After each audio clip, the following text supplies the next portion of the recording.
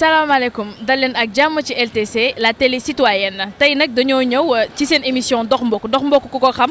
ni ñëpp ci xaj amul xaj ak seen tey nag Liberté 6 fii lañ ñëw ci rond-point Liberté 6 seet ci jànq yi nga xam ne buñ nee jànq ñoom ñoo tax kër yi di set ñoom ñooy togg mu neex ñoom ñooy bale raxas mu set donc da ngeen di ñëw ñi ànd dem xool lan lañ ñu mën a wax ci seen liggéey.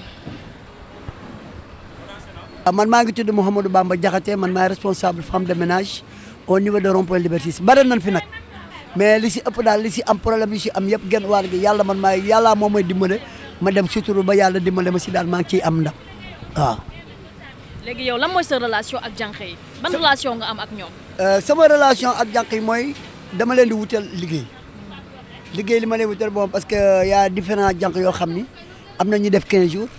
am na ñuy wàcc am na ñuy def chaque samedi ku nekk ak ñëw ak sa proposition bi nga bëgg. am ñoo xam ne dañuy jógee dëkk ak dëkk ñëw def par un mois bu ñu wàccee dem xool seen ay famille dellu si waat patron may leen 3 jours ñu dellu si dama fi jaar un jour booba maa ngi liggéeyee Dakar agent de sécurité ñëw fi fekk benn waay di dóor benn jànq di ko dóor métti yaa énorme bagage yoo xam ne ñoo ngi taxaw di ko seetaan ay courtier ñu ni ñoom ay courtier doon ma daal di ñëw laaj femme bi interpellé femme bi ni ko lan la mu ni ma waa ji daf ma ni ma kaa ñu dem nga menaasal ma ne ko du ma dem mu may dóor ma ne ko kon yéen ñaar am ngeen li nga seq mu wàcc seen ndeyam bi ko juree woon ni sequñu dara ma ne ko kon yaa am na leneen lu laxaw ci seen gannaaw mu ni ma moom am na leneen lu mu bëgg ma ne ko comme léegi moom désormais man à partir de demain naa ñëw taxaw fi imposé wane ni liñ leen di maltraité dina jeex parce que ku nekk si kër am nga raq bu jigéen am nga mag bu jigéen te ba mu fi nekkee ba léegi alhamdulilah rabbil alamin ñoom ñëpp ñoo ngi nekk stable ñoo ngi leen di def loo ñu ngi liggéey seen liggéey normal waaw. boo leen utalee liggéey est-ce que yaa ngi leen di suivre yaa ngi xool ndax ñu ngi nekk ci bonne condition est-ce que yaa ngi leen di xool daal ndax waaw yaa ngi leen di nemmeeku. maa ngi leen di nemmeeku baax a baax chaque semaine bu nekk maa ngi ak samay agent la dama leen di woo semaine bi bu ma woowee ñii semaine bi ma woowee parce que man dama leen di répertorier dans mon agenda lundi par exemple le 3 may xool ñi ma joxe le 3 date boobu yëpp. semaine bi ma woo leen ndax yéen a ngi nekk si bonne condition waaw patron bi yéen a ngi parce que woo patron bi nekk nag say doom lañu parce que ku jóge ci kër ngay dellu bu nu amee ay mandat ndegam yow sa yaay bi la jur da nga lay cuur andaaru wax nga muñ asama ka lay liggéey sa jëkkër da lay cuur andaaru wax nga muñ ko asama kay dem di liggéey parce que day jógee këram bàyyi la këram dem bureau liggéey bu weer dee ñu fay ko mu mun la fay j'aimerais bien que ñu am benn entendement boo xam ni l'erreur est humaine mais après ça passe. est-ce que yaa ngi xool ndax ñi ngi am ay ni ñu koy waxatee am assurance maladie parce que jànq dëgg la jànq day liggéey day sonn des fois mu daj coono mu feebar est-ce que yaa ngi xool ndax patron yi ñi ngi faj jànq yi wala duñu leen faj. am na yenn patron yoo xam ne dañuy jël jànq def ko comme doom am na yenn patron yoo xam ne ñoom seen intérêt rek la ñu xool parce que tey ku lay toggal di la yakkal bu feebaree sa biir kër normalement ni nga war a jëlee sa doom yóbbu ko hôpital noonu nga ko war a jëlee yóbbu ko hôpital. bu demee ba mënatul ni la mënatul nga fay ne que demal noppalu ji moo wut keneen boo ñëwee jëlaat sa place mais am na patron yoo xam ne dañu ñëw fay jànq 70 000 xale bi di togg di ménage ji foot bu feebaree nga jox ko 10 000 francs ni que demal faju ji demee ci retour ñëwul beneen jànq kooku bu feebaree nga ne ah mun na xaar naa la ba sonn wuñ naa keneen te bu doon sa doom la nga jël ko en charge loolu tamit je déplore à ça waaw. maa ngi lay jaajëfal ci question yi ma la laaj léegi damay tourner ci jànq bi. ma ñëw laaj ko moom tamit ay question en même temps am na lu tuuti lu ma bëgg a wax je lance un appel à tous les mamans yi nga xam ne ñoom ñoo nekk si kër xale yu jigéen ñi dañuy ñëw di daan seen doole dañ leen war a jàppe comme doom ci biir kër gi des fois da ngay gis patron bu liggéey loo jànq ba weeru dee mu accusé ni que da nga jël sama téléphone fekk or que jëlul téléphone am koo yaakaar ku nekk yàlla mais bu leen ne xool mënoon def am na yeneen jànq yoo xam ne ñoo ngi si mbedd mi di jaay seen bopp mais bravo les femmes yi nga xam ne ñoo nekk rond-point Liberté 6 ay jàmbaar loolu 7 heures du matin lu mu sedd da nga leen fekk fi ñu toog lu muy taw day taw ñu dugg si suufu balcon yi di wut lu ñu am lu ñu suturoo seen waa kër bu leen neexoon ñu nekk si mbedd bi di jaay seen bopp te tey ñiy jaay seen bopp boo leen gisee bu ñu soloo génn nga naw leen mais boo leen fekkee guddi ay la ñuy def bu la mayee 100 francs nga daw li may ñaan daal mooy yaay yi nga xam ne ñoo nekk si kër yi di jël jànq yi noonu jël jànq yi def leen comme seen ay doom jànq bu liggéey ba ni moom mooy bàyyil boppam jànq bu bàyyil boppam na xaar ba weeru dee mu ñëw jël xaalisam mais patron bu ñu jànq alatel balaa muy génn muy benn fan wala ñaar fan nga jox ko la mu am loolu daal laay ñaan tous les mamans yi nga xam ne ñoo ngi liggéeyloo jànq ci biir kër gi wasalaam chéri. alors nag dañuy déglu jànq bi mu am lu ñu wax ñu laaj ko ci yenn question yi ñu bëgg a xam parce que xam nañ li ñuy daj ci biir kër yi xam nañ li ñuy jàngoonteel ci biir kër yi soxna si maa ngi lay ziar. ñoo ngi lay dolli ziar.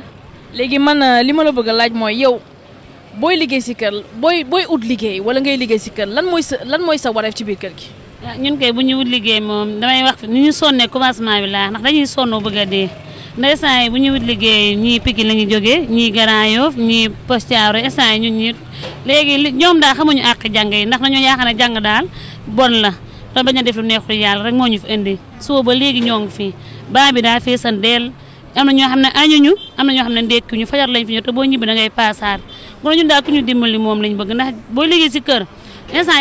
yi dañoo bëri ba léegi dañoo wàññi prix bi ndax soo waree fay 40 000 ci paas bu boroomam feebaree nga dagg si 10 000 wala 5 000 jox ko du ko jariñ dara instant yi soo ba léegi am nañ liggéey de waaye bañ a joxe paas moo ñu nekk fii ndax ñoo xam ne boroomi jëkkër fanaan arrangé wu leen nga yor doom arrangé wu leen ñoom nag bu ñëwee neen du la jox paas 50 000 nga génn ci paas lan ngay desee war a fay lu yaas 15 000 war a dimbali sa njaboot sa yaay sa papa ñun daal ku ñu dimbali ñu ndax sonn nañ bañ bi daa feesandeel añ sax jaaruñu ca bañ a def lu neexu yaar rek moo ñu fi indi ndax ku xëy tey def lu neexu yaar da nga am xaalis waaye ñu soxla ñu xaalis boobu ñu ne ku ñu dimbali rek te patron yi ñu yërëm jàng yi ndax ñu am ci ñun yërmaane trop daal ndax ñun mu lay liggéeyal doo ko jox paas nga ne wala dag ko ci salaire am arrangé ñu daal lu daal mooy suñu jàngal. léegi yow booy liggéey ci kër boo feebaree est-ce que sa patron daan na la faj. wala yow yaay faj sa bopp. yaay faj sa bopp wala tey boo manqué xaalis bu la lebalee 5000 bu lay fay dindi ko ci du ñëpp nag waane gën wàll gépp nag noonu la ñuy def su la aalee 5000 bu lay fay ne tiira naa ko ci wala boo demee bawal boo ñëwee mu ne la dàq naa la wala mu dàq ko sa salaire loolu moom moo fi bëri jamono ji waaw. lan mooy sa relation ban relation ngay am ak say patron. xanaa ñun moom suñu liggéey fonk nañ ko moom gën wàll gépp moom suñu liggéey fonk nañ ko waaye patron daal ñu ci normal daal jamono ji moom bëriwul ndax dañoo bëgg a jàppe jàng mbaam te jàng du mbaam ñoom fi ñu jaar ñoom fi jaar nañ fi ñoom fi ñu jaar nii gën wàll gépp jaar nañ fi te ñun ñaan nañ yàlla dem ba wut ay jàng kon ni ñoom kon ñoom nañ ñu jàppale rek ñi ci baax gën wàll gépp bëriwul li ma wax ni caaxaan billaahi wallaahi. alors ci loolu bu loolu weesoo dañuy dem xooli patron yi ñu jox ñu seen réaction par rapport seen diggante ak jànq yi. alors benn patron la ñu seet si tey pour ñu wax ñu lan lay seq ak ay jànqam soxna si maa ngi lay ziar. maa ngi lay nuyu soxna si. yow lan mooy sa relation ak say jànq. waaw man samay relation ak samay jànq mooy que dama leen a jël teg leen comme samay rak comme samay mag. am ak ñoom relation yu bien mettre leen à l'aise parce que loolu mooy tax jànk yi yàgg sa loxo parce que jànk boobu bu ñëwee sa kër da nga koy considérer comme sa bopp donc boo ko defee rek mun naa yàgg sa kër daal. des fois doo am ay jafe tase ak yenn façon jànk yoo xam ne mën nañu am yenn comportement yoo xam ne du la plaire. waaw day am parce que mën nga am jànk bu ko neexee tey mu ñëw bu subaa du ñëw xam nga loolu neexul ci koo xam ne da ngay xëy liggéey. boo toogee war a liggéey sa jànk ñëwul xam nga loolu aussi boo amul ku la toogal sa kër da ngay obligé bàyyi sa liggéey toog xool say doom yóbbu leen école ak yooyu loolu tamit jafe-jafe la yoo xam ne des fois am na jànk yoo xam ne boo leen jëlee tamit dañ lay sonal donc genre comportement yooyu la ñuy def tey bu ñu ñëwee bu subaa ñu ne dama feebar bu gannaaw subaa c'est que du ñu respecter seen liggéey daal.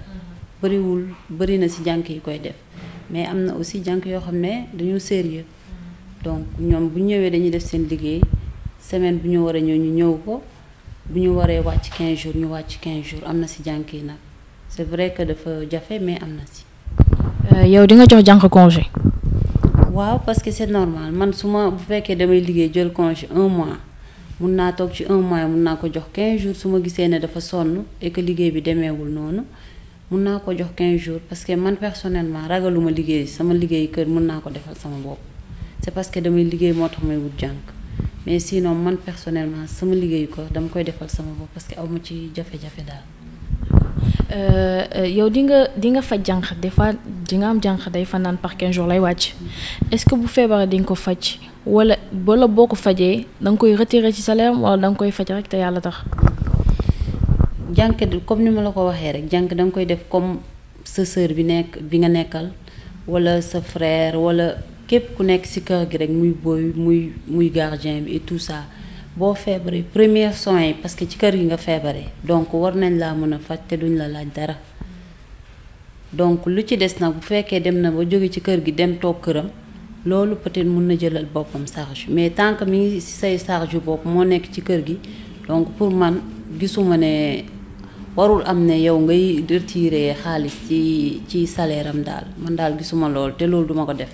man sama jànk bu feebaree sama kër dama koy jox garab ne ko demal dama koy jox xaalis ne ko demal hôpital nga faju bu amee ordonnance ma jëndal ko donc duma ko retirer ci salaire am. yow ci lan nga basé wu pour di fay jànq. man maay basé wu ci jànk bu set parce que set aussi dafa am importance set ak sawar parce que sa jànk bu setee boo foo mënti dem sa xel day dal bu sawaree la même chose parce que xale dafa laaj hygiène donc hygiène de vie xale dafa xaw a metti donc boo amee jànk boo xam ne sawarul wala jànk boo xam ne setul c'est difficile donc yow personnellement danga koy xool ci sa bopp donc booy xool jànk man daal noonu lay xoolee jànk set daal taamu naa ko ci jànk ak sawar. mais des fois nga jël jànq mu ne la du fóot day mën na bale raxas togg mais du fóot léegi yow di nga basé wu ci loolu même boo ko naroon fay 60 000 wala 50 000 est-ce que dina la motiver nga war ko mën a fay prix boobu parce que moom du fóot nee na. waaw jànk yi nag léegi ça dépend parce que jànk yi léegi ñu bari duñu fóot ñoom du su ñëwee dañ lay ne man togg lay def peut-être ménage et tout ça fóot bañ cee bokk moo tax le plus souvent ñun dañuy wut ay mère yoo xam ne dañuy fóotal à côté mais am na jànk yoo xam ne dañu nangu fóot waaw am na jànk yoo xam ne moom dañu nangu fóot parce que man bu may wut damay naan comme dama yor ay xale yëre xale mënoo ko dajale dafa méttee dajale donc mun nga chaque 2 jours nga dajale yëre xale yi nga fete ko ba mu set nga weer wala man sama yëre wala sama yëre jëkkër mun naa koo yóbbu mun naa woo mère bi mu ñëw chaque 15 jours di ko fóot parce que peut-être ñun suñu yëre mun nañoo dajale mais yëre xale moom kenn mënu ko dajale donc man sama jànk moom mooy fóotal xale yi waaw moom moo leen di fóotal seen yëre yi parce que yëre xale kenn mënu ko dajale waaw. alors yéen a ko gisandoo c'était tout pour tey dégg ngeen li patron bi wax ak xalaatam gis-gisam li mu wax ci jànq yi. alors yéen a ko gisandoo dem nañ seeti jànq yi dem nañ seeti seen manager dégg ngeen li ñu wax tey dañoo ñëw fii ci cité Léopold Sédar Senghor seeti madame Wade dama leen di bàyyi mu présenté wu madame Wade maa ngi lay ziar. maa ngi lay ziar Aïcha. j'espère que yaa ngi ci jàmm bu baax.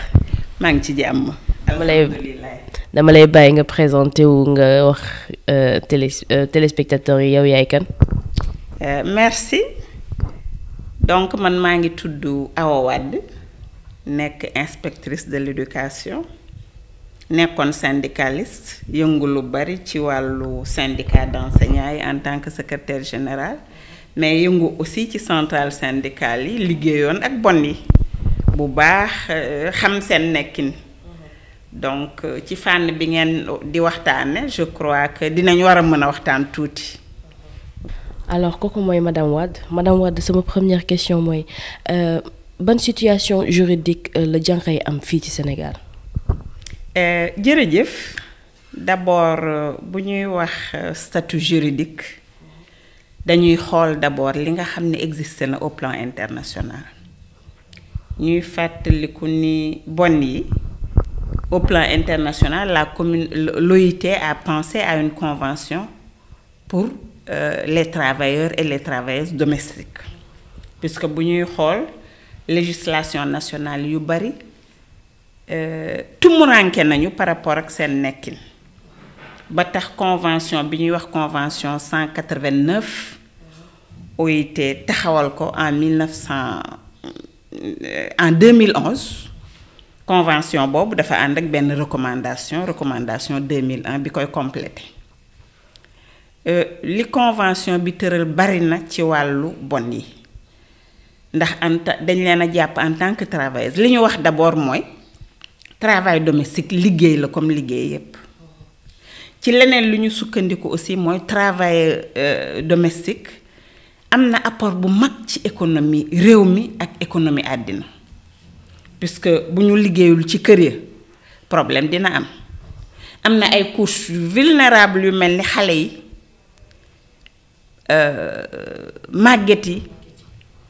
ak ñi nga xam ni dañu am feebar ba mënaluñu seen bopp dara lu ëpp doole travailleurs domestiques yooyu ñoo leen di saytu kon seen liggéey am na solo puisque ku nekk yaa ngi jànkonte ak ñooñu te suñ la téyelul ñooñu pour nga mën a liggéey pour def sa contribution dans l'économie nationale ak def sa contribution en tant que personne pour prétendre à un travail décent dina doy waar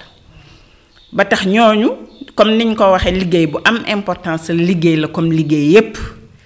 ñoom li ñu jëkk a digle mooy ñu am droit d'association am droit def ay syndicat am droit def li ñuy wax négociation collective puisque loolu lu am solo la ci ngay waxtaane ak nguur gi waxtaan ci ak patronat bi association patronale yi pour jéem a xool sa nekkin améliorer ko am na solo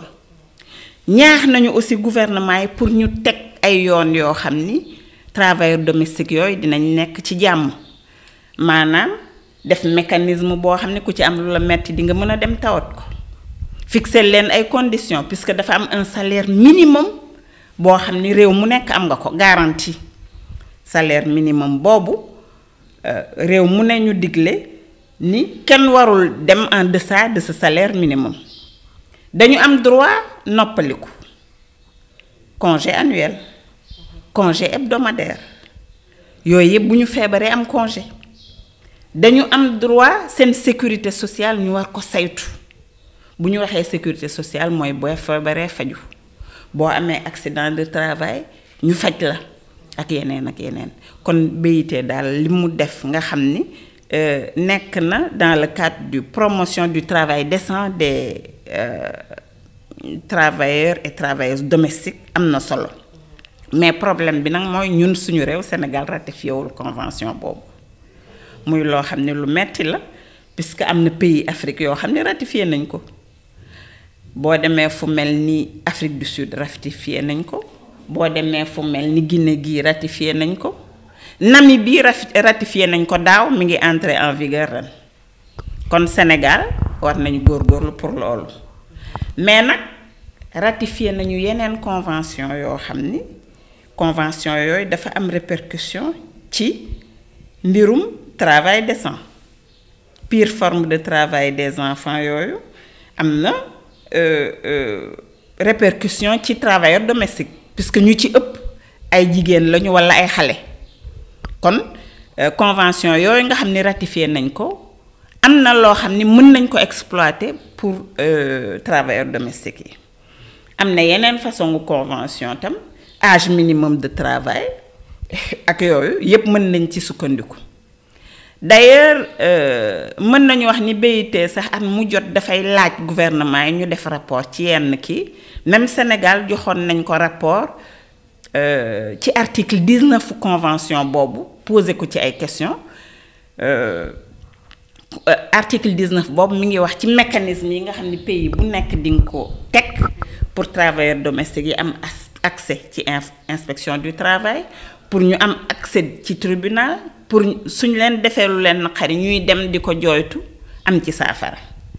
mais nag comme niñ ko gisee boo xoolee ci Sénégal affaire bi sooxe na lool puisque ñoom amuñu convention collective duñu def négociation collective yu bari daal sooxe na ci seen yëf. bu ñu waxee ci convention yi est-ce que am na convention yu ñu fixé pour la rémunération des salaires ci jànq yi. comme ni ma la koy waxee convention 189 boobu même affaire rémunération sax wax naa ko léegi nee naa rémunération bi warul yées le SMIC dans chaque pays dañ ko lëkkale ak législation nationale yi donc kooku base de travail la ci convention boobu wax nañ ci réew mu nekk selon sa législation nationale bu ñuy organiser contrat de travail ak travailleurs domestiques war nañu sukkandiku ci législation nationale ba li mu prévoir du yées li ñu proposé puisque convention internationale doo ñëw di def ay corset dañ koy bàyyi mu souple mën a adapté wu ci législation dëkk bu nekk. kon doon na intéressant convention boobu ci seen émission ngeen jël ko càmbar ko point par point convention bu am solo la wax na ci lépp. Ensuite recommandation bi koy mottali recommandation 201 dafay wax ci disons les modalités de mise en œuvre di ko compléter dem ba ca modalité de mise en œuvre yu am solo la yoo xam ni réew mu nekk en tout cas man je me demande lu tax Sénégal ba léegi syndicats yi def nañu ay campagne mais je crois que war nañu gën a góorgóorlu nag mobiliser wu par rapport à cette convention nga xam dafa lëkkaloog yeneen convention yoo xam ba léegi Sénégal ratifié wu ko muy C156 sur les travailleurs ayant des responsabilités familiales nga xam ni gouvernement bi war na teg mécanisme bu leen di soulager ba ñu mën a am accès ci personnel de service yooyu nga xam ni dañuy dimbali nit ñi ci les personnes dépendantes. D'accord. On sait on sait très bien qu'elles sont vulnérables. Jànq yi dafa am yu ñu jànkoonte ci biir kër yi violence duñu aussi amuñu protection sociale léegi yow jàppoon ni que dañ leen xaw a fàtte ci xeexum jigéen bi. Bon mënuma wax loolu puisque am na ñoo xam ne ñu ngi leen di xeexal li ñu war a wax kay mooy xeex bi dañ ko war a gën a fësal puisque am na ay individualité yoo xam ne ñu ngi xeex pour ñoom aussi ñu ngi ci syndicat yi am na ay syndicat yoo xam ne syndicat domestique la ku mel ni ku ñuy wax Khady Faye ci Union nationale des syndicats autonomes du Sénégal syndicat domestique la bokk am na ku ñuy wax Amina mu nga Mbour ci Sen International bi sax la bokk dinañuy def ay campagne mais li ci manqué mooy une mobilisation nationale les syndicats de travailleurs xam ni le travail domestique est une forme de travail ñu jéem leen jàppale def ci mobilisation vraiment def campagne boo xam ni Sénégal dina ratifier mën nga ratifier sax ay éléments de la convention bu la neexee je me rappelle sous le ministre Mansour Sy engagé woon nañu bataille boobu avec la mobilisation des syndicats mais bi ñu demoon ba ci biir li leen bloqué mooy suñu appliquer ratifier convention bi soo demee ba ca dëkk yu diggu doomu yi ak dëkk yi ci biir réew mi ñi nga xam seen loxo jotul seen gannaaw duñu mën a mëtale li nga xam ne convention bi wax na ko mais loolu je crois que dafa laaj débat national ñu waxtaan ak ñëpp seet fu ñu mën a yem seet lu ñuy ratifier pour le moment en attendant ñuy accéder yenn niveau yi mais bon yi seen situation c'est alarmant violence faite aux familles bis bu nekk nga dégg ba bon boo xam ne ci fa muy liggéey am na fa problème ñi nga xam ne dañu dëkk ci kër nañ leen di traité ci kër ga ak yooyu yépp convention bi daf koy réglementé puisque dafa am àq war nga sàmmonte ak àqu ki nga xam ne mi ngi liggéey respecter vraiment dignitéem en tant que personne humaine te loolu dina sooxe ci yenn ménage yi. Alors yow en tant que syndicaliste est-ce que des fois doo am ñu benn jànq bu la demander aide parce que dafa am dañ ko maltraité wala dafa am problème fi muy liggéeyee. waaw daan na am bi ma xam nga fi mu nekk nii je suis même à la retraite donc même au plan syndical parfois si je suis sollicitée damay dem appuyer mais daan na am puisque je travaillais comme je vous ai dit avec ces deux dames-là qui ont des organisations de travailleuses domestiques le plus souvent man bu dee cas yi individuellement inspection du travail rek laa leen di encadrer pour ñu dem fa et le plus souvent dañuy am gain de cause ça moom il faut le dire l'inspection du travail Sénégal boo référé woo ci le code du travail tout court am na ay acquis yoo xam ni bon bi mën na ko am donc loolu daan na am. maa ngi lay remercier madame Wade yéen a fu gisandoo ci ak yelleef yi mu wax ci diggante patron ak jànq ñu bàyyi xel tuuti rek ni xam ni jànq yi ay nit lañ comme ñun ay dañuy daan seen doole dañoo bàyyi seen famille bàyyi seen njaboot bàyyi ñëpp ci ginnaaw pour ñëw liggéey donc dañ leen jàpp war a jàpp comme suñu bopp mais pas ñu leen di maltraité wala ñu leen def naka sulul noonu parce que nit booy def la da ngay xool bu doon yow donc nañ leen bàyyiwaat xel ñu jàppale leen appuyer leen de telle sorte que Sénégal daal ñun ñëpp ñoo ko bokk. ñun ñëpp ñoo ko bokk te bu baaxee pour ñun ñëpp la tamit. absolument du doon nag lu yomb puisque xam nga culture dafay ancré ci nit relation bi ñu amoon ak bon yi muy man am naa jànq sama kër dinaa def de mon mieux mais bu ñu defee introspection surtout nga xool ko par rapport à la norme internationale di nga xool ni ku nekk war nga def effort yu bari puisque seen niveau de salaire war na egg au moins ci SMIC bi kon boo dee xool à peu près lu gën a jaadu danga naan ay 75 000 yooyu war nañ ko am au moins war nañu am repos hebdomadaire war nañu am congé annuel am na yoo xam ne war nga ko seet ci moom ci wàllu wér-gu-yaram gi wàllu santé yooyu yëpp bu kenn ku nekk defee sa introspection muy activiste yi nga xam ni ñi ngi jël affaire bi en charge di syndicaliste yi di le sénégalais lambda dinañ gis ni bari na yu ñu war a améliorer du ci rek yenn yi nga xam ni fes na bu baax ba ñu xam ni jaaduwul mel ni ñuy lekk di berseeni bon wala ñi leen di tëbbal suuf et cetera loolu dafa jéggi dayo mais même par rapport à ça ñoom dañu war a de plus en plus prétendre à un travail décent ku wax travail décent nag di nga fayeeku loo xam ne di nga ci mën a jëriñu suturlu ci sa wàllu dund ci sa wàllu li ngay faj sol ci sa wàllu li ngay fajoo ensuite ñu seet âge bi booy jël ban âge la war a nekk au moins 18 ans jëm kaw puisque yenn âge yi ku ko am sa place école ba la nekk wala ngay jàng métier mais du liggéey kon vraiment problématique yi ci nekk bari na bu ngeen ko tojee point par point di ngeen ko mën a saytu def ci sensibilisation puisque sensibilisation la laaj à long terme maa ngi leen di gërëm di leen sant di rafetlu nag seen initiative bi su ngeen ko dee def sur les différentes problématiques je crois que dina am solo lool def ay initiative ci kàllaama gi ñu nàmp dem échanger ak nit ñi mu dem sénégalais yépp gis ko vraiment foog naa ni lu am solo la. ñu ngi lay remercier madame Wade ci accueil bi merci pour les réponses aussi yi ñu soxla woon ñu ngi lay jaajëfal maa ngi leen di jaajëfal gars yi beneen émission ak beneen thème. alors lii lañ leen indiloon tey ci seen émission dox mbokk jànq yi ak seeni patron di leen jox dig daje ci beneen numéro ak beneen thème maa leen jaajëfal.